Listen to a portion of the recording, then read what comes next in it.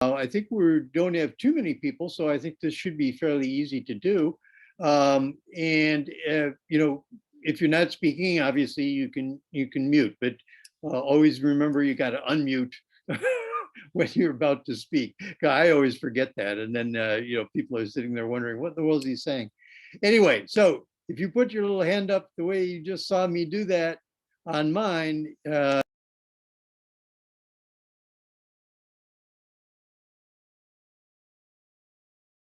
You're muted, David. Yeah, sorry. You can see I can not control all of this myself. So you can put your hand up, but then you have to go up to the little box on the right-hand side in your frame to lower your hand as well. So who'd like to kick it off? Oh, come on. Well, right. I would start with saying that, Judith, I think you were saying for the discussion part, you were going to put your slide back on with that last slide. And I think that might be helpful in terms of reminding us sort of some of the questions that you had. I don't know that I actually have that technical capability, Elena. Oh, okay. So I'm sorry about that. I had thought that I could have time within the framing of it to do that, but I do have it here. But they're just really questions. There it just popped up. Thank you. Whoever did that. Megan just did that. Thank you. This is really, I intended them just to be food for thought, because I know mine was pretty high level, and yet I thought it might be helpful before zooming into, well, we'll restore vacant properties, or we'll create an urban wealth fund, or various other kinds of interventions or programs that have been tried, which I hope we will discuss in this session, your examples and what you think, and then also hopefully relate it to larger application than just the specific thing. So I guess that the major questions that I mentioned on that slide were about the role of government in affordable housing delivery, and does that role determine the role of the private sector, whether it be the quote unquote developer, which I think, when you just think about affordable housing development, most people will go to the construction side, although all of you probably know that maybe not the place to go. And then, capital, if we're talking about the investor, whether the developer himself or herself or some other level of investment, there needs to be a safe harbor in order to attract that. What are the incentives, and is there sufficient return on that investment, and how trustworthy is it? And that's one reason why I kind of like to begin often thinking about the situation with the land and the ownership that goes along with that. And then how does the informal, does it fit into the overall delivery system? Are we seeking with private sector engagement to formalize the informal or accommodate it, embrace it in somehow, and how does that happen? There have been lots of examples of things that have been tried, and some have really worked, but to my knowledge anyway, they haven't really reached enormous scale.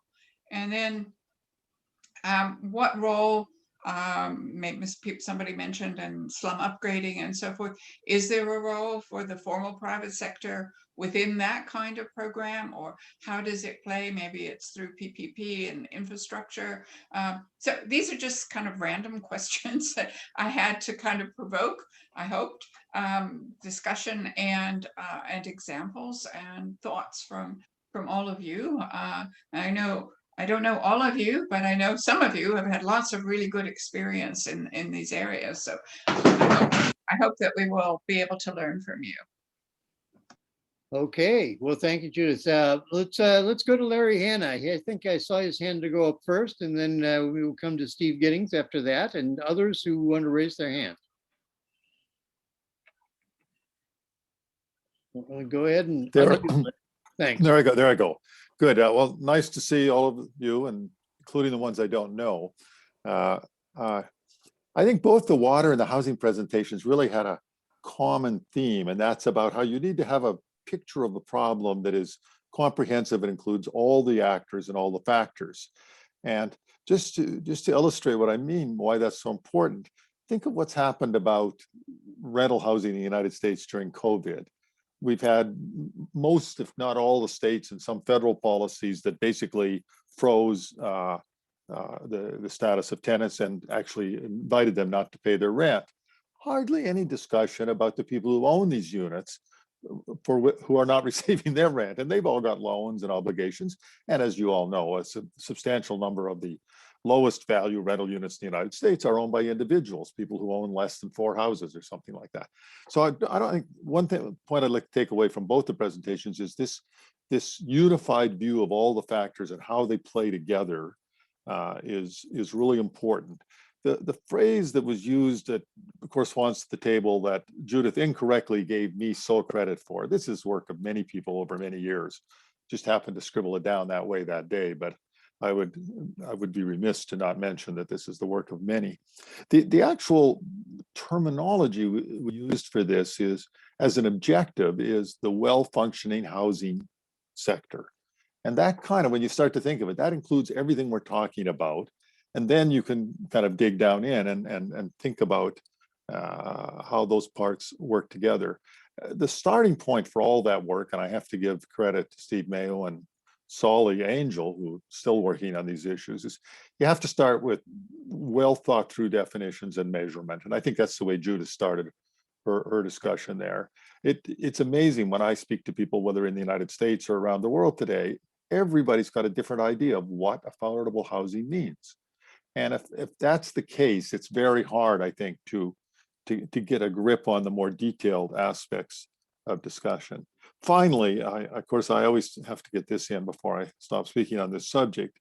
We know there are 2 things that don't get nearly enough attention when we talk about affordable housing. One thing is the use of the existing stock.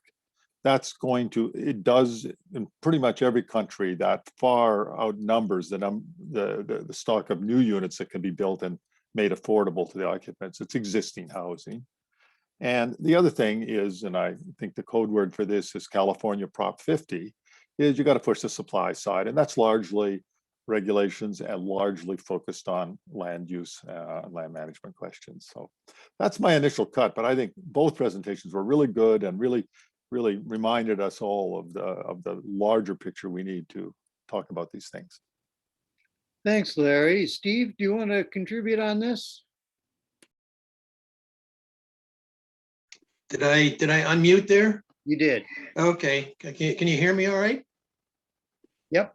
Okay. I think, picking up on the kind of thing that Larry talked about. I mean, it's a whole system where the government and the private sector really have to work together to understand where the deficiencies are in meeting the demand for housing. It certainly can't be solved entirely by the private sector. It certainly, in many cases, where the public sector has tried to take over housing, it's let's say in the former communist countries, the socialist countries, that resulted in kind of disastrous, very low quality housing. That's been pretty much discredited as public housing in the United States. For in the 60s, 70s, and early 80s, we had large public housing programs. Those have largely gone by the board, and we're relying on market forces such as the rental subsidy programs. But it's an understanding of where the public and private can each complement each other. But one of the most fundamental things that I think we really want to talk about is that I wanted to bring up is this whole issue of land access to land for housing, particularly in the context of the tremendous migrations. Well, I won't say it's not all migration, but also the tremendous increase in the urban population in many of these countries, which are stretching the capacity of municipal governments to provide for places to live. When people move from the countryside, many of them, although some of them move to highly dense slums or urban areas, many of them move to peripheral areas because there's no other place for them to go. There's no other land available for them, and these are kind of unserviced areas. And many governments have sort of tried to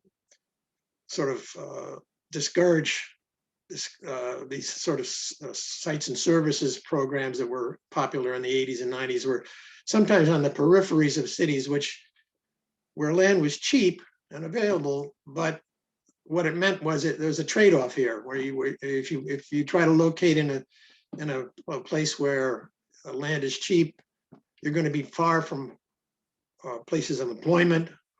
Services are going to be lacking, and you're going to be spending more money actually for some of these services than you would if you move to a more dense, more centrally located area. So land availability of land is a real issue, I think, that has yet really to be solved. When you look at the slums of Mumbai or outside, I mean, in fact, that picture that Judith showed, I think of, I don't know where it was, but those high-rise buildings surrounded by this huge, huge area of low-rise buildings, you see how inefficient the slum area is, about how widespread it is, and cities just have not been able to cope with how to improve really or increase the efficiency of some of these slum areas that are close in. So one technique that I ran across once when I was doing some work in South Africa was this whole idea of the government land banking or providing some incentive somehow to set aside land that it could buy either through purchase or through eminent domain to hold in reserve so that when private developers can come in, there is land available in reasonably located areas. And I'd be interested if anybody else has any experience with how government can help this whole land situation, which is critical. The other one I wanted to flag, I think, and Judith brought out is the absolute necessity of secure tenure. People will not invest in housing if there's any sense that they could be thrown out by the government or other means. Whereas if and it doesn't have to be a really formal registered title. It's security, and it means different things in different places. But it's certainly an important concept to keep in mind when we're talking about whether people invest in housing themselves. So I'll stop there. Thank you, Steve. Others who would like to contribute? Alina, I see your hand going up. Hi, and thanks again for the presentation that you did, Judith. It's always good to see you, and it's nice to feel like we're virtually in the same room. I'm particularly interested in what Steve was talking about in terms of also investment and where the money flow is going now, especially because of the the discussions now about inequality and inequity. And I think that's part of the question that we need to talk about in talking about affordable housing is these issues of inclusion and inequity that has happened, especially in these larger cities where it's just such a stark contrast. Exactly what Steve was talking about with the slums being right next door to the very high cat class, very expensive real estate, and then you have the slums right there. That we see that in all of our cities. So I don't know if IHC Global has been working on any of that, or if if USAID has been working on those issues related back to housing. Am I supposed to answer that? Yeah, David? I was just going to say, At least in terms of take that? IHC Global, yes, we have. I mean, it's certainly an area that is of great interest, and I think that this is a moment for people who are concerned about these issues in light of the pandemic and increasing awareness of the corrosiveness of inequality and the need for systemic change. It seems to me to be a moment for greater advocacy for affordable housing and housing being paid attention to by USAID and others. I mean, so we're sort of active on that front as well. But it seems to me, I mean, and I was trying to also make that case that housing is at the center of people's lives, but it's also at the center of cities' lives, and so therefore economic lives. And somehow what seems so obvious to me, and please everyone help me, does not come across necessarily in a compelling way. And what was so, to me, really pleasing to see Ella's presentation about that had many of the same elements, but looking at it through the lens of WASH. I mean, housing needs WASH. I mean, it's not really adequate housing unless it has that. And I think that part is so often left out. So the argument to me for social inclusion and systemic change, really housing needs to be at the center of that. So all of these things that we're talking about, where the land is and how you engage various actors to accelerate, I think often, and this is an assumption I'm making, but the idea of private sector engaging in this is because of the efficiency argument, the ability to deliver in ways that maybe government isn't so well suited to, and that could perhaps meet the needs of many more people than it does now. And certainly we see in the informal settlements, which gets us back to that whole question of the intersection or the interface between formal and informal. You know, a lot of those informal developers, if you will, are pretty efficient as well. So I really would love to see more work, and we've done some, and looking at how those two sides to the coin can be better aligned with each other to serve overall society. Thank you, Judith. And are there others who would like to make a comment at this point? Yes, it looks like Tom Solitario, sorry. Yes. Thanks, David. And I think compared to everybody else here, I am the newbie, and I'm not sure, given that I don't know everyone, but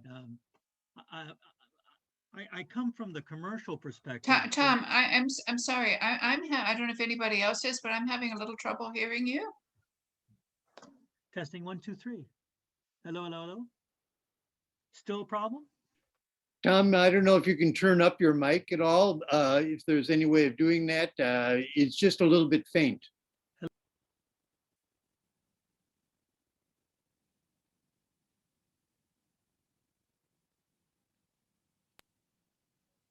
I don't know how to up. Oh, let's try this. That's Volume. good. That's better. That's All right, better. let's give it a shot. All right. Well, thank you for allowing me to be part of this discussion, which is very interesting. I come from the sort of the private commercial sector, so maybe the private part, is where I'm looking at this. And and while I respect the fact that affordable housing is a challenge, I live in Loudoun County, Virginia, one of the wealthiest counties in America, and we have a ginormous affordable housing problem here as well. So it's not unique, I think, to development. It's a problem globally in all markets, if you will. The key component I want to sort of hammer on the table with my shoe, though, is that from the private perspective, this is about profitability and finance. And so the financial perspective for the private sector is sort of core to the participation in all of this. And I think part of the model that everybody's looking for is what we call is a win-win model, where everybody sort of makes it out. Considerations from the commercial sector, especially on the disincentive side, include the amount of regulation that's involved. Although housing, I mean, it's not a utility like water, but there's an element of that to it. The risk component, in other words, we talked about, somebody mentioned about the pandemic and how landlords aren't getting paid by it. That's a showstopper when it comes to investment in this. And then, of course, the profitability. The nature of how commercial investments are made, of course, depend on a comparison between the cost of money and how it is spent in other areas. So one of the considerations I think here is looking at, in order for a healthy model from a commercial perspective, is what is government good at doing? What is the commercial sector good at doing? And then allowing those or empowering those two bodies to to support the ultimate goal, which is to provide affordable housing. So as I listen to the dialogue today, I respect, what's trying to be done here is to support the poor or the less economically able population to be able to live in a home. And that, I guess that has to come together. But it doesn't necessarily have to be a win-lose, because in a win-lose situation, then you're not going to get anywhere. And the losers can include the private sector as well, and that becomes the disincentive to them to be engaged. Tom, thank you. I think I can speak for a number of people to say that, yeah, the whole idea is indeed that it has to be a win-win. So it's the question of, how best to do that. I think finance is a real crucial subject, and maybe we can come back to that in a little bit. Luis Rojas, I see, has got his hand up. Why don't you give us your thoughts, Luis? Can you hear me well? Okay, good. Thank you for the invitation. I'm based in Spain at the moment, but I work for an international consultancy firm, which is based in the UK. So yeah, my specialty is housing. And the comment I wanted to make is related to the way how we, in my opinion, should be thinking about housing, because, and this is tying up to the comment that Tom made just before me. And it's about that it should be seen as a right, housing as a right, as a human right, and not necessarily as something that is going to give a win-win situation for everyone, in the sense that taking it from a developer perspective, because I've worked both with the government organizations and with the private sector as well. And I see that obviously with the private sector, always the intention is to have a profit. I mean, if there isn't a profit, it's not a good project. I mean, the private sector is not going to invest. However, I've seen that projects where the profits are enormous, are huge. I've been involved in projects where billions of pounds are being invested and similarly return many more. So the thing is to have a compromise in which, yes, inviting the private sector to invest in housing, but at the same time considering that the primary principle or goal is that this is a right for people, same as water and sanitation. So there should be that compromise of yes, there might be profits, but that profit cannot be as much. So it cannot be compromising the rights of people to have access to housing. So, and that also comes back to the point of location. I think somebody else, I can't remember who was, two people before me that was speaking about allocation of land for housing. So that's a very good point. Finding land banks from, for example, the government that owns land. But the problem with that, again, is that when the government has that piece of land and has to decide whether to have it for a social housing project or for a commercial project that is going to give more profits, obviously they will go for the latter one, because it's going to give them more profit. So again, it comes back to the point of housing as a right. So not necessarily we have to view the situation as something from an economic point of view, but also as a more human point of view. So that was my comment. Thank you. Thank you, Luis. Appreciate your thought on that. Judith, did you want to react on any of that, or is there anyone here who would also like to speak on perhaps the subject of finance? We touched on it very briefly, but if there are any of you out there who would like to talk about how you get more private engagement in finance, that would be an interesting aspect, I think, to touch on as well. Any takers? I would love to hear about that, but maybe if I could just make a comment here that I think, Louis, you mentioned something along this, and what Tom was saying, win-win. I agree. This is, who plays what role and what are their incentives, and then what is the societal or economic incentive. And Louis, you touched on something that, I mean, we've been talking, and I will advocate for having this comprehensive framework and being clear about the roles, and then the government, somebody knows how in my dreams anyway, there's a system that works in a very, very lubricated fashion together with the different parts, each doing their role, and the outcomes being housing, because we can't just focus on affordable housing. And I don't know if I actually said that was in one of my slides, and I meant to, because affordable housing is quote unquote a part of the overall market. And so we're talking about how to make that work, but it also has to be understood within an overall housing market and delivery system.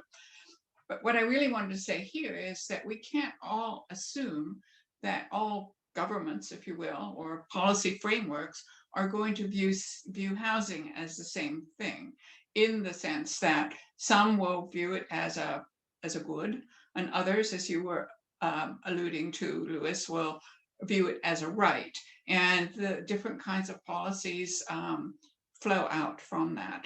And that further, so maybe we don't need any further complications because it's already a very complex subject, but it is something that we should be aware of. Right. Thank you, Judith. Again, if people would be interested in talking about the finance aspect, I think there are a number of aspects in terms of getting the private sector engaged. Tom pointed out, I think it was Tom, that financing is really key to being able to bring the private sector into housing. And by the way, that applies not just to the formal sector housing developer who is going to go out and get bank financing for his projects, but it also applies to people who are living in existing slum areas who want to do housing improvement or want to reach out and be able to connect to the water or the sewer, but they need $100 or $50 to make the last 100 feet, as we might say. I think I saw Elena's hand go up on this one. I was actually just saying goodbye to Tom, who had to leave early, but I'm agreeing with you, David. Instead of putting a hands up and a thumbs up, I'm agreeing with what you're saying. I didn't mean to interrupt you. Oh, no, you didn't interrupt me at all. And I don't know, any other thoughts on the finance aspects? I mean, I think that it's one of, like land, it's one of the keys to how we get the private sector engaged, and making finance flow is often a matter of finding ways to reduce the risk for whoever's providing the financing. And I'll stop there. Steve.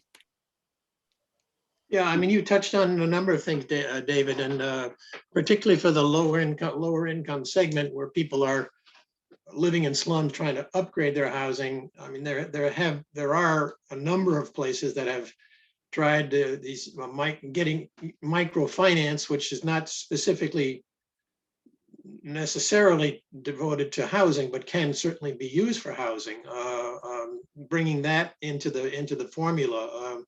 I think I read somewhere that groups like Habitat for Humanity, I think in Kenya, has come up with some sort of a program where it's a formalized program. I'm not sure whether it's backed by the government or not, or a donor, but it's basically to provide assistance to microfinance institutions that may have been lending in other areas, but are not familiar with the housing sector necessarily. They need a little help in trying to understand what kinds of loans make the most sense.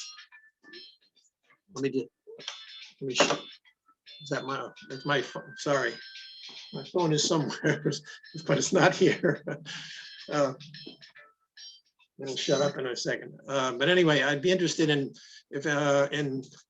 kind of successful housing related microfinance to upgrade, as you say, David, the last $50 you need for something to make your house a little more hospitable, or also to expand housing. I mean, we Right. and back when we were doing these housing guarantee loan programs back in the 70s and 80s, we would build core houses or something, and then there'd be a small loan to add a room or add a wall or something like that.